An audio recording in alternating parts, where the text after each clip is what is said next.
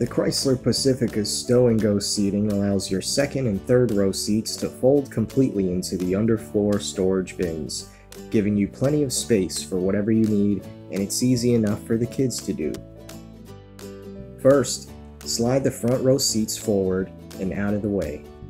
Next, unlock the floor panels by pushing the red bar in. Pull up on the latch and push the floorboard against the back of the seat, revealing the storage compartments below. Make sure the armrests are upright, pull the handle towards you, and the second row seats will fold down right into the floor. Just give it a firm push down, and then pull the floorboard back down. To bring the seat back up again, simply open the floorboard latch, pull the seat handle up, and push the seat back firmly until it locks into place.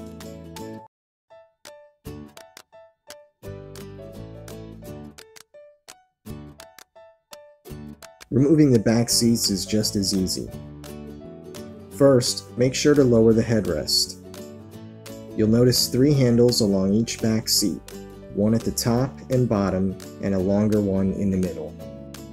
Pull on the shorter handle at the bottom, and use your other hand to help the seat flip down.